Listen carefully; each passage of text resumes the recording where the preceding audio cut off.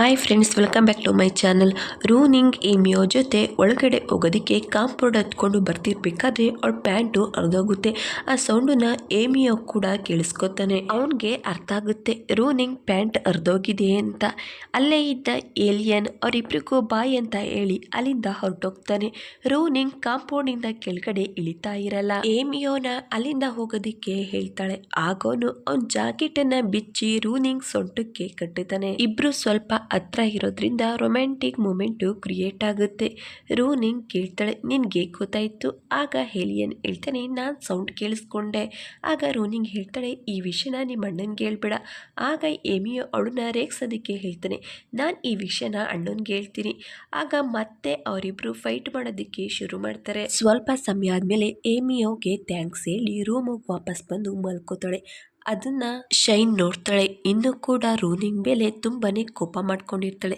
Next day ರೂನಿಂಗ್ ಬಚ್ಚಿಟ್ಕೊಂಡು ಬಂದು ಏಮಿಯೋ ಜಾಕೆಟನ್ನು ವಾಪಸ್ ಕೊಡ್ತಾಳೆ. 3 ಜನನು ಸೇರಿ ಅಂಕಲ್ ಯಾನ್ ಕೊಟ್ಟಿದ್ದ ಕೆಲಸನ ಪೂರ್ತಿ ಮಾಡ್ತಿರ್ಬೇಕಾದ್ರೆ ರೂನಿಂಗ್ ಕೈಗೆ ಗಾಯ ಆಗುತ್ತೆ. ಏಲಿಯನ್ ಅವಳ ಮೇಲಿರೋ ಕಾಳಜಿಯಿಂದ ಅವಳ ಕೈಗೆ ಬ್ಯಾಂಡೇಜ್ ಆಗ್ತಿದ್ರೆ ಅದನ್ನ ಏಮಿಯೋ ನೋಡಿ ಶಾಕ್ ಆಗ್ತಾನೆ. ನಿಜವಾಗ್ಲೂ ನಮ್ಮಣ್ಣ ರೂನಿಂಗ್ನ ಪ್ರೀತಿ ಮಾಡ್ತಿದ್ದಾನ ಅಂತ ಮನಸ್ಸಿನಲ್ಲೇ ಯೋಚನೆ ಮಾಡ್ತಾ ಮತ್ತೆ ರೂನಿಂಗ್ನ ರೇಗ್ಸೋದಕ್ಕೆ ಶುರು ಮಾಡ್ತಾನೆ. ರೂನಿಂಗ್ಗೆ ಏಮಿಯೋ ಮೇಲೆ ತುಂಬಾನೇ ಕೋಪ ಬಂದಿರುತ್ತೆ. ಅಲ್ಲೇ ಇದ್ದ ಏಲಿಯನ್ ಮಾತ್ರ ಇವರಿಬ್ರು ಜಗಳ ಮಾಡ್ತಿರೋದನ್ನ ನೋಡಿ ಸ್ಮೈಲ್ ಮಾಡ್ತಿರ್ತಾನೆ. ಇದಾದ್ಮೇಲೆ ರೂನಿಂಗ್ ಅಂಕಲ್ ಮನೆಗೆ ಹೋಗೋದಿಕ್ಕೆ ರೆಡಿ ಇರ್ತಾಳೆ. ಏಲಿಯನ್ಗೆ ಕಾಲ್ ಮಾಡಿ ಬರೋದಿಕ್ಕೆ ಹೇಳ್ತಾಳೆ. ಆಗ ಅವನು ಹೇಳ್ತಾನೆ, ಸಾರಿ, ನನ್ನ ಕೈಲಿ ಇವತ್ತು ಬರೋದಿಕ್ಕಾಗಲ್ಲ, ನನಗೆ ಇಂಪಾರ್ಟೆಂಟ್ ಕೆಲಸ ಇದೆ, ಪ್ಲೀಸ್ ನನ್ನ ತಮ್ಮನ ಜೊತೆ ಅಂಕಲ್ ಮನೆಗೆ ಹೋಗ್ತೀಯ? ಮೊದಲು ರೂನಿಂಗ್ ಒಪ್ಕೊಳ್ತಿಲ್ಲ. ಆದ್ರೆ ಏಲಿಯನ್ ತುಂಬಾ ರಿಕ್ವೆಸ್ಟ್ ಮಾಡಿದ್ಮೇಲೆ ಏಮಿಯೋ ಜೊತೆ ಹೋಗೋದಿಕ್ಕೆ ಒಪ್ಕೋತಾಳೆ. ಇಬ್ರು ಕೂಡ ಅಂಕಲ್ ಯಾನ್ ಮನೆಗೆ ಬಂದಿರ್ತಾರೆ. ಅಂಕಲ್ ಯಾನ್ ಏಲಿಯನ್ಗೆ ಕೊಟ್ಟಿದ್ದ ಕೆಲಸನ ನೋಡಿ ಅವರಿಗೆ ಶಾಕ್ ಆಗುತ್ತೆ. ಕೇಳ್ತಾರೆ, ಇದನ್ನ ಯಾರು ಬೇರೆ ಬೇರೆ ಮಾಡಿದ್ದು?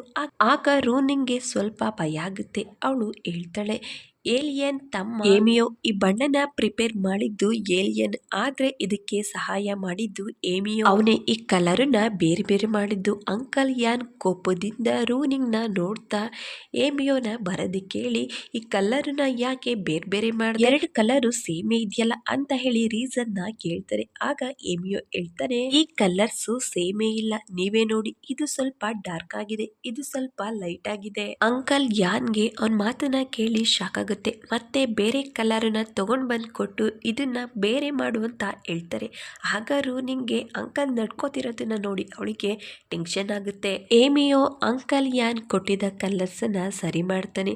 ಅಂಕಲ್ಗೆ ಆಶ್ಚರ್ಯ ಆಗುತ್ತೆ. ಕಲರ್ಸ್ ನೆಲ್ಲ ಚೆಕ್ ಮಾಡ್ತಿದ್ರೆ ರೂನಿಂಗ್ ಏಮಿಯೋಗೆ ಏನು ಕೂಡ ಅರ್ಥ ಆಗಲ್ಲ. ಇವ್ರ್ಯಾಕೆ ಈ ರೀತಿ ನಡ್ಕೋತಿದ್ದಾರೆ ಅಂತ ಆಶ್ಚರ್ಯದಿಂದ ನೋಡ್ತಿರ್ತಾರೆ. ಫೈನಲಿ ಅಂಕಲ್ ಯಾನ್ ಏಲಿಯನ್ಗೆ ಬೇಕಾಗಿರೋ ಬಾಕ್ಸ್ ನ ಏಮಿಯೋಗೆ ಕೊಡ್ತಾ ಹೇಳ್ತಾರೆ, ನಿಮ್ಮ ಅಣ್ಣನ್ಗೆ ಬೇಕಾಗಿರೋ ಕಲರ್ಸು ಇದ್ರಲ್ಲಿದೆ, ನೀನು ನನ್ನ ಸ್ಟೂಡೆಂಟ್ ಆಗ್ತೀಯಾ ಅಂತ ಕೇಳ್ತಾರೆ. ಅವ್ರ ಮಾತನ್ನ ಕೇಳಿ ಏಮಿಯೋ ರೂನಿಂಗ್ಗೆ ಇಬ್ರಿಗೂ ಕೂಡ ಶಾಕ್ ಆಗುತ್ತೆ. ಇವ್ರ್ಯಾಕೆ ಈ ರೀತಿ ಹೇಳ್ತಿದ್ದಾರೆ ಅಂತ ಹೇಳಿ ಏಮಿಯೋ ಅಲ್ಲಿಂದ ತಪ್ಪಿಸ್ಕೊಂಡು ಹೋಗ್ತಿರ್ಬೇಕಾದ್ರೆ ರೂನಿಂಗ್ ಬಂದು ಅವನನ್ನ ತಡಿತಾಳೆ. ನೀನು ಎಲ್ಲೋಗ್ತಿದ್ಯಾ? ನಿಮ್ಮ ಅಣ್ಣನ್ಗೆ ಬೇಕಾಗಿರೋ ಇಂಪಾರ್ಟೆಂಟ್ ವಸ್ತುನ ಅಲ್ಲೇ ಬಿಟ್ಟು ಹೋಗ್ತಿದ್ಯಾ?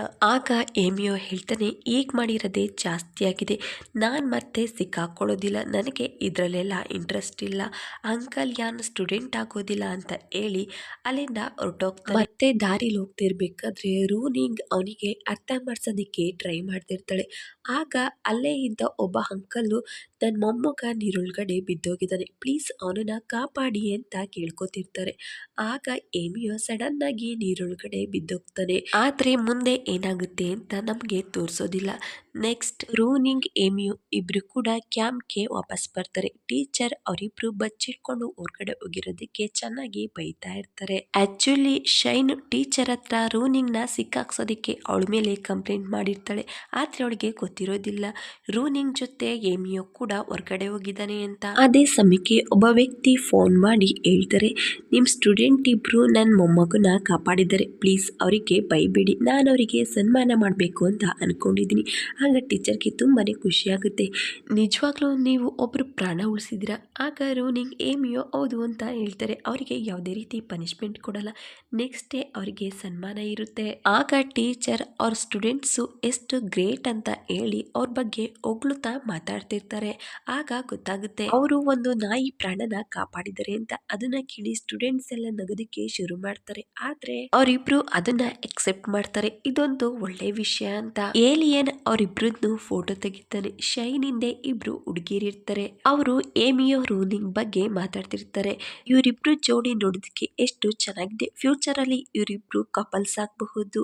ಅವ್ರ ಮಾತನ್ನ ಕೇಳಿ ಶೈನ್ಗೆ ಕೋಪ ಬರುತ್ತೆ, ಯಾಕಂದ್ರೆ ಅವಳು ಕೂಡ ಏಮಿಯೋನ ಇಷ್ಟಪಡ್ತಿರ್ತಾಳೆ. ಸ್ಟೋರಿ ಸ್ವಲ್ಪ ಮುಂದೆ ಹೋಗುತ್ತೆ. ಎಲ್ರು ಕೂಡ ಕ್ಯಾಂಪ್ ನ ಮುಗಿಸ್ಕೊಂಡು ವಾಪಸ್ ಬಂದಿರ್ತಾರೆ. ರೂನಿಂಗ್ ಅವ್ರ ಅಮ್ಮನ್ಗೆ ಫೋಟೋನ ತೋರಿಸ್ತಾ ಕ್ಯಾಂಪ್ ಅಲ್ಲಿ ನಡೆದ ಇನ್ಸಿಡೆಂಟ್ ಎಲ್ಲಾನು ಎಕ್ಸ್ಪ್ಲೈನ್ ಮಾಡ್ತಿರ್ತಾಳೆ. ಅಲ್ಲಿಗೆ ಶೈನ್ ಕೂಡ ಬಂದು ರೂನಿಂಗ್ ಅಮ್ಮಂಗೆ ಥ್ಯಾಂಕ್ಸ್ ಹೇಳ್ತಾಳೆ, ಯಾಕಂದ್ರೆ ಶೈನ್ ಅಮ್ಮಂಗೆ ಹುಷಾರಿರೋದಿಲ್ಲ, ಫೀವರ್ ಬಂದಿರುತ್ತೆ. ಆಗ ಅವರು ಪರವಾಗಿಲ್ಲ, ಇಲ್ಲ ಇರು ಬರ್ತೀನಿ ಅಂತ ಹೇಳಿ ಮನೆ ಒಳಗಡೆ ಹೋಗ್ತಾರೆ. ಅವರು ಒಳಗಡೆ ಹೋಗ್ತಿದ್ದಾಗೆ ರೂನಿಂಗ್ ಶೈನ್ ನ ಕೇಳ್ತಾಳೆ, ಈಗಲೂ ಕೂಡ ನಿನಗೆ ನನ್ನ ಮೇಲೆ ಕೋಪ ಇದೆಯಾ? ಆದ್ರೆ ಶೈನ್ ಏನು ಕೂಡ ಮಾತಾಡೋದಿಲ್ಲ. ರೂನಿಂಗ್ ಅಮ್ಮ ವಾಪಸ್ ಬಂದ್ಮೇಲೆ ಶೈನ್ಗೆ ಒಂದು ಗಿಫ್ಟ್ ಕೊಡ್ತಾರೆ. ಅವರು ಟ್ರಿಪ್ ಹೋಗಿರ್ತಾರೆ, ಬರ್ಬೇಕಾದ್ರೆ ಶೈನ್ಗೂ ಕೂಡ ಗಿಫ್ಟ್ ತಗೊಂಡ್ ಬಂದಿರ್ತಾರೆ. ಇದ್ರ ಅರ್ಥ ಶೈನ್ ಕೂಡ ಅವ್ರ ಮಗಳು ಅನ್ನೋ ರೀತಿನೇ ನೋಡ್ಕೋತಾ ಇರ್ತಾರೆ. ಶೈನ್ಗೂ ಕೂಡ ಖುಷಿ ಆಗುತ್ತೆ. ಮನ್ಸಿಂದ ರೂನಿಂಗ್ ಅಮ್ಮಂಗೆ ಥ್ಯಾಂಕ್ಸ್ ಅಂತ ಹೇಳಿ ಅಲ್ಲಿಂದ ಹೋಗ್ತಾಳೆ. ಇದಾದ್ಮೇಲೆ ರೂನಿಂಗ್ ಅವ್ರ ಅಮ್ಮನ ಹತ್ರ ಕೇಳ್ಕೊತಾಳೆ, ನನ್ಗೊಬ್ಬ ಫ್ರೆಂಡ್ ಇದ್ದಾರೆ ಏಲಿಯನ್ ಅಂತ, ತುಂಬಾನೇ ಟ್ಯಾಲೆಂಟೆಡ್, ಪ್ಲೀಸ್ ಅವ್ರನ್ನ ನಿನ್ ಸ್ಟೂಡೆಂಟ್ ಆಗಿ ಮಾಡ್ಕೋ ಅಂತ. ಮೊದಲು ಅವರಮ್ಮ ಒಪ್ಕೊಳ್ಳೋದಿಲ್ಲ. ರೂನಿಂಗ್ ತುಂಬಾನೇ ರಿಕ್ವೆಸ್ಟ್ ಮಾಡ್ಕೊಂಡ್ಮೇಲೆ ಅವರು ಒಪ್ಕೋತಾರೆ. ಸರಿ, ನಾನು ಅವ್ರನ್ನ ಸ್ಟೂಡೆಂಟ್ ಮಾಡ್ಕೋತೀನಿ, ಆದ್ರೆ ಅದಕ್ಕಿಂತ ಮೊದಲು ನಾನು ಅವ್ರನ್ನ ಇಂಟರ್ವ್ಯೂ ಮಾಡಬೇಕು, ನಾನು ಸ್ಟೂಡೆಂಟ್ ಆಗಿ ಮಾಡ್ಕೋಬೇಕು ಬೇಡವೋ ಅನ್ನೋದನ್ನ ಆಮೇಲೆ ಡಿಸೈಡ್ ಮಾಡ್ತೀನಿ. ಅದನ್ನ ಕೇಳಿ ರೂನಿಂಗೂ ಕೂಡ ಖುಷಿ ಆಗುತ್ತೆ. ನೆಕ್ಸ್ಟ್ ಸೀನಲ್ಲಿ ಏಲಿಯನ್ ಅಂಕಲ್ ಯಾನ್ ನ ಮೀಟ್ ಮಾಡೋದಿಕ್ಕೆ ಅಂತ ಬಂದಿರ್ತಾನೆ. ಅಂಕಲ್ ಯಾನ್ ಕೇಳ್ತಾರೆ, ನಿನ್ ತಮ್ಮ ನನ್ನ ಸ್ಟೂಡೆಂಟ್ ಆಗೋದಿಕ್ಕೆ ಒಪ್ಕೊಂಡ? ಆಗ ಏಲಿಯನ್ ಹೇಳ್ತಾನೆ, ಇಲ್ಲ, ನಾನು ನನ್ನ ತಮ್ಮನ ಜಾಸ್ತಿ ಫೋರ್ಸ್ ಮಾಡೋದಿಕ್ಕೆ ಆಗೋದಿಲ್ಲ, ಅವನ್ಗೆ ಇಷ್ಟ ಆಗೋ ಹಾಗೆ ಅವನು ಜೀವನ ಮಾಡ್ತಿದ್ದಾನೆ ಅಂತ ಹೇಳಿ ಅಂಕಲ್ಗೆ ಒಂದು ಹಳೆ ಪೇಂಟಿಂಗ್ ನ ತೋರಿಸ್ತಾನೆ. ಇದನ್ನ ಸರಿ ಮಾಡೋದಕ್ಕೆ ನೀವು ಕೊಡೋ ಕಲರ್ಸ್ ಬೇಕು. ಅವನ್ ಮಾತ್ ಕೇಳಿ ಅಂಕಲ್ಗೆ ಆಶ್ಚರ್ಯ ಆಗುತ್ತೆ. ಅವರು ಹೇಳ್ತಾರೆ, ಇದನ್ನ ಸರಿ ಮಾಡೋದಕ್ಕೆ ನಿನ್ಗೆ ಕಲರ್ಸ್ ಬೇಕಾ?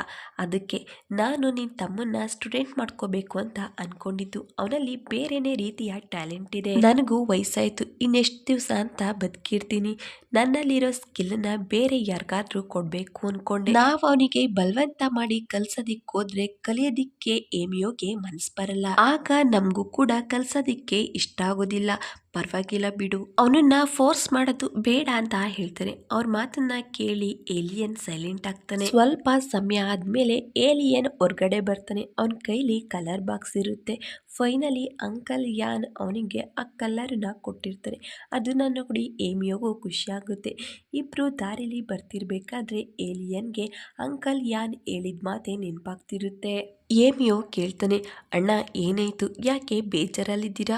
ಆಗ ಏಲಿಯನ್ ಅವನಿಗೆ ಏನನ್ನು ಕೂಡ ಹೇಳೋದಿಲ್ಲ, ಮಾತನ್ನ ಬದಲಾಯಿಸ್ತಾನೆ. ಅವನು ಹೇಳ್ತಾನೆ, ಆಂಗ್ರಿ ಡಕ್ ನಿನ್ನನ್ನ ಓಡಿಸ್ಕೊಂಡು ಬಂದು ಕಚ್ಚುತ್ತಾ ಇರ್ಬೇಕಾದ್ರೆ ರೂನಿಂಗ್ ಯಾಕೆ ಡೋರನ್ನ ಓಪನ್ ಮಾಡ್ಲಿಲ್ಲ ಅಂದ್ರೆ ಅಂಕಲ್ ಯಾನ್ ಮನೆ ಒಳಗಡೆ ಫ್ಲವರ್ ಪಾಟ್ ನ ಇಟ್ಟಿದ್ರು, ಅದಕ್ಕೆ ನಿನಗೆ ಡೋರ್ ಓಪನ್ ಮಾಡಿಲ್ಲ. ಆಗ ಏಮಿಯೋ ಮನ್ಸಲ್ಲಿ ಈ ವಿಷಯನು ನಿನ್ನ ಹತ್ರ ಹೇಳ್ಬಿಟ್ಟಿದ್ದಾಳ ಅಂತ ಮನಸ್ಸಿನಲ್ಲಿ ಯೋಚನೆ ಮಾಡ್ತಾ ಏಲಿಯನ್ನ ಕೇಳ್ತಾನೆ, ಅಣ್ಣ ನಿಜವಾಗ್ಲೂ ನೀವು ರೂನಿಂಗ್ ನ ಇಷ್ಟಪಡ್ತಿದ್ದೀರಾ? ನಾನು ಗಮನಿಸಿದ್ದೀನಿ, ಅವಳನ್ನ ತುಂಬಾನೇ ಕಾಳಜಿ ಮಾಡ್ತೀರಾ. ಅವನ ಮಾತನ್ನ ಕೇಳಿ ಏಲಿಯನ್ ಸೈಲೆಂಟ್ ಆಗ್ತಾನೆ. ಅವನ ಫೀಲಿಂಗ್ಸ್ ಬಗ್ಗೆ ಅವಳಿಗೆ ಇನ್ನೂ ಕ್ಲಾರಿಟಿನೇ ಇರಲ್ಲ. ಮತ್ತೊಂದ್ ಕಡೆ ರೂನಿಂಗ್ ಏಮಿಯೋಗೆ ಫೋನ್ ಮಾಡಿ ಎಲ್ಲ ವಿಷಯನೂ ಹೇಳ್ತಾಳೆ. ನಾಳೆ ಅಮ್ಮ ನಿಮ್ ಇಂಟರ್ವ್ಯೂ ಮಾಡ್ತಿದ್ದಾರೆ. ಅವಳ ಮಾತನ್ನ ಕೇಳಿ ಏಲಿಯನ್ಗೆ ತುಂಬಾನೇ ಖುಷಿ ಆಗುತ್ತೆ. ಏಮಿಯೋಗೂ ಕೂಡ ಈ ವಿಷಯ ಹೇಳ್ತಾನೆ. ಅಷ್ಟರಲ್ಲಿ ಅವರಮ್ಮ ಬಂದು, ನಾಳೆ ಡ್ಯಾಡಿ ಬರ್ತಿದ್ದಾರೆ, ಎಲ್ರು ಕೂಡ ಜೊತೆಲಿ ಊಟ ಮಾಡೋದಿಕ್ಕೆ ಹೋಗೋಣ.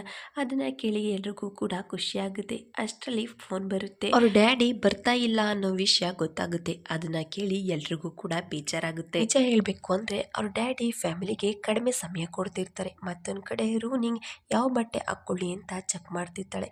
ಮತ್ತೊಂದ್ ಕಡೆ ಶೈನ್ ಬಟ್ಟೆನೆಲ್ಲ ಅನ್ಪ್ಯಾಕ್ ಮಾಡ್ತಿರ್ಬೇಕಾದ್ರೆ ಏಮಿಯೋ ಮಾಡಿರೋ ಸ್ಕೆಚ್ ಸಿಗುತ್ತೆ. ಅದನ್ನ ನೋಡ್ತಾ ಏಮಿಯೋನ ತುಂಬಾನೇ ಮಿಸ್ ಮಾಡ್ಕೋತಿರ್ತಾಳೆ. ಇದ್ರ ಅರ್ಥ ಶೈನ್ ಏಮಿಯೋ ವಿಷಯದಲ್ಲಿ ತುಂಬಾ ತುಂಬ ಸೀರಿಯಸ್ ಆಗಿರ್ತಾಳೆ. ನೆಕ್ಸ್ಟ್ ಡೇ ಮಾರ್ನಿಂಗ್ ರೂನಿಂಗ್ ಎಲ್ಲ ಬಟ್ಟೆನೂ ಹಾಕ್ಕೊಂಡು ಟ್ರೈ ಮಾಡ್ತಿರ್ತಾಳೆ, ಯಾವ ಡ್ರೆಸ್ಸು ಚೆನ್ನಾಗಿ ಕಾಣಿಸುತ್ತೆ ಅಂತ. ಹಾಗೆ ಜೊತೆಲಿ ಡ್ಯಾನ್ಸ್ ಕೂಡ ಮಾಡ್ತಿರ್ತಾಳೆ. ಅವಳು ಅಂದ್ಕೊಂಡಿರ್ತಾಳೆ ಏಲಿಯನ್ಗೆ ಅವಳ ಚಿಕ್ಕ ವಯಸ್ಸಿನ ಫ್ರೆಂಡು ಇವಳೆ ಅಂತ ಹೇಳ್ಬೇಕು ಅಂದ್ಕೊಂಡಿರ್ತಾಳೆ. ಮತ್ತೊಂದು ಕಡೆ ಶೈನ್ ಅಮ್ಮ ಅವಳನ್ನ ಹೊರ್ಗಡೆ ಕಳಿಸಿರ್ತಾರೆ. ಫೋನ್ ಮಾಡಿ ಕೇಳ್ತಾಳೆ, ಅಮ್ಮ ಮನೆಗೆ ಯಾರು ಬರ್ತಿದ್ದಾರೆ, ಇಷ್ಟೊಂದು ಸಾಮಾನು ತರಿಸ್ತಿದ್ದೀರಲ್ಲ. ಆಗೋರು ಹೇಳ್ತಾರೆ ರೂನಿಂಗ್ ಫ್ರೆಂಡ್ ಬರ್ತಿದ್ದಾರೆ ಅಂತ. ಶೈನ್ ಅನ್ಕೋತಾಳೆ ಮನೆಗೆ ಕ್ಯಾಟಿ ಬರ್ತಿದ್ದಾಳೆ ಅಂತ. ಮನೆ ಹತ್ರ ಬಂದು ಡೋರ್ ಬೆಲ್ ಮಾಡ್ತಾಳೆ. ಅಷ್ಟರಲ್ಲಿ ಹಿಂದೆಯಿಂದ ಏಲಿಯನ್ ಏಮಿಯೋ ಕೂಡ ಬರ್ತಾರೆ. ಶೈನ್ ಅವ್ರನ್ನ ನೋಡಿ ಅವಳಿಗೆ ಶಾಕ್ ಆಗುತ್ತೆ. ಆಗ ಅವಳಿಗೆ ಅರ್ಥ ಆಗುತ್ತೆ ಮನೆಗೆ ಇವರಿಬ್ರು ಬರ್ತಿದ್ದಾರೆ ಅಂತ. ಅವರಿಬ್ರಿಗೂ ಗೊತ್ತಿರೋದಿಲ್ಲ ಶೈನ್ ರೂನಿಂಗ್ ಮನೇಲಿ ಕೆಲಸ ಮಾಡೋರ ಮಗಳು ಅಂತ. ಆದ್ರಿಂದ ಅವರು ಕೇಳ್ತಾರೆ ನೀನು ಇಲ್ಲೇನ್ ಮಾಡ್ತಿದ್ಯಾ. ಅವ್ರ ಮಾತು ಕೇಳಿ ಶೈನ್ಗೆ ಮತ್ತಷ್ಟು ನರ್ವಸ್ ಆಗುತ್ತೆ. ಏನ್ ಹೇಳಿ ಅಂತ ಯೋಚನೆ ಮಾಡ್ತಿರ್ತಾಳೆ. ಅಷ್ಟರಲ್ಲಿ ಶೈನ್ ಅಮ್ಮ ಡೋರ್ ಓಪನ್ ಮಾಡಿಕೊಂಡು ಹೊರಗಡೆ ಬರ್ತಾರೆ. ಇಲ್ಲಿಗೆ ಪಾರ್ಟ್ 4 ಎಂಡ್ ಆಗುತ್ತೆ. Thank you for watching. Please subscribe my channel, support ಮಾಡಿ.